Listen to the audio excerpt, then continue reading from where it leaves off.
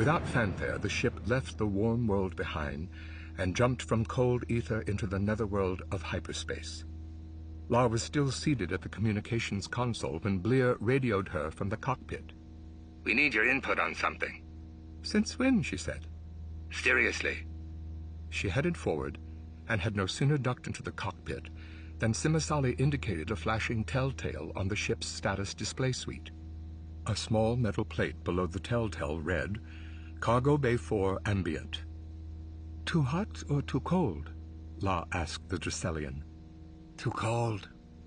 La flicked her forefinger against the telltale, but it continued to flash. "Funny, that usually works." She studied Simasali's frown. "What do you think?"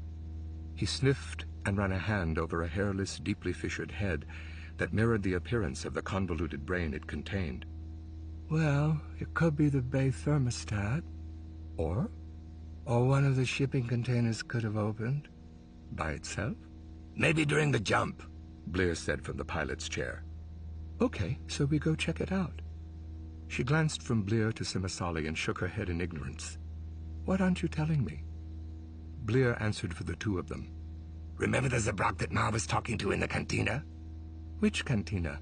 La said, then added, "No, I remember him. He was looking for a lift." Simasali nodded. "He'd been booted from his last freighter. He didn't say why, but Ma thought he smelled trouble and said we couldn't take him aboard." La followed the clues they were giving her and nodded. "You're thinking we have a stowaway." "Just a thought," the Dracelian said. "Which is why you wanted to check with me before going aft." "Exactly." La's face grew almost as wrinkled as Simasali's. "The ship would have told us if anyone had tampered with the anti-intrusion, sis." "Unless he came in with a cargo," Blear said. "You mean inside one of the containers?" Blear nodded.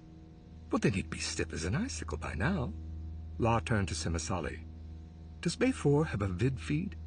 "On screen," Simasali said, swiveling his chair to face the status displays. La put her palms flat on the console and leaned toward the screen while the Dracelian brought up grainy views of the cargo bay. Finally, the remote cam found what they were looking for. An open shipping container, wreathed by clouds of coolant, with its cargo of costly meat fins already defrosting. "Spawn of a—" La started when the next view of the cargo bay stunned her into slack-jawed silence. Blear blinked repeatedly before asking, "Is that what I think it is?" La swallowed hard and found her voice. "Well, it sure isn't the Zabrak."